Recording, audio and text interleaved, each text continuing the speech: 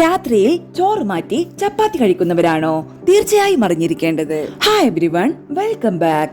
പ്രമേഹവും മറ്റുമുള്ള ആളുകൾ രാത്രിയിൽ ചോറ് കഴിക്കാതെ ചപ്പാത്തി കഴിക്കാറുണ്ട്. അതേപോലെ തടി കുറയ്ക്കാൻ നോക്കുന്നവരും ചപ്പാത്തിയോ അല്ലെങ്കിൽ ഗോതമ്പ് കൊണ്ടുള്ള പലഹാരങ്ങളോ തിരഞ്ഞെടുക്കാറുണ്ട്. ഗോതമ്പ് കഴിക്കുന്നത് ചോറിനേക്കാൾ ആരോഗ്യത്തിന് നല്ലതാണെന്ന് ഒരുപാട് പേർ വിശ്വസിക്കുന്നു. ശരിക്കും ഇതുകൊണ്ട് എന്താണ് ഗുണം? അരിയിൽ നിന്നും ഗോതമ്പിൽ നിന്നും ലഭിക്കുന്നത് ഏകദേശം ഒരേ അളവിലുള്ള കാലറിയാണ്. എന്നാൽ ഗോതമ്പിനും അരിക്കും സവിശേഷമായ പോഷക ഗുണങ്ങളുണ്ട്. ഗോതമ്പ് നാരുകളാൽ സമ്പുഷ്ടമാണ്. ഇത് രക്തത്തിലെ പഞ്ചസാര സ്ഥിരപ്പെടുത്താൻ സഹായിക്കുന്നു.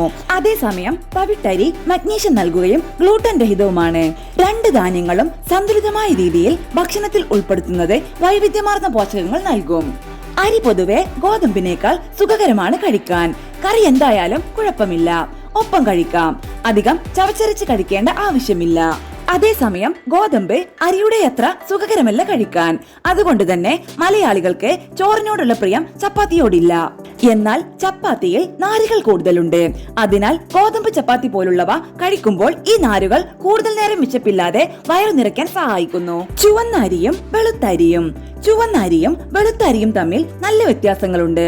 തവിട് നീക്കം ചെയ്തെടുക്കുന്ന വെളുത്തരി രക്തത്തിലെ പഞ്ചസാര വേഗത്തിൽ വർദ്ധിപ്പിക്കും. തവിടിലാണ് ഏറ്റവും കൂടിയ അളവിൽ പോഷകങ്ങൾ ഉള്ളത്. ബി കോംപ്ലക്സ് വിറ്റാമിനുകളായ thiamine, riboflavin, niacin, pantothenic acid, pyridoxine, biotin, folic acid, cobalamins എന്നിവ ഇതിൽ അടങ്ങിയിരിക്കുന്നു. തവിടോട് കൂടിയ ചുവന്ന അരി കഴിക്കുമ്പോൾ അരി രക്തത്തിലേക്ക് പഞ്ചസാര സാവധാനം പുറത്തുവിടുന്നു.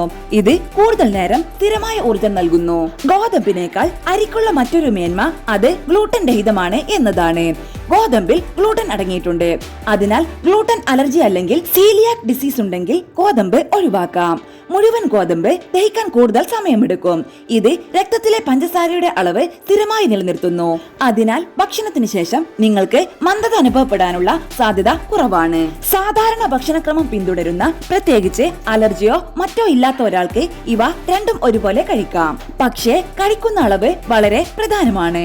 വാരി വലിച്ചു കഴിക്കാതെ ആവശ്യമായ പച്ചക്കറികളും പ്രോട്ടീനും ഉൾപ്പെടുത്തി ഇവ രണ്ടും മിതമായ അളവിൽ കഴിക്കുന്നത് തടി കൂടാതിരിക്കാൻ സഹായിക്കും.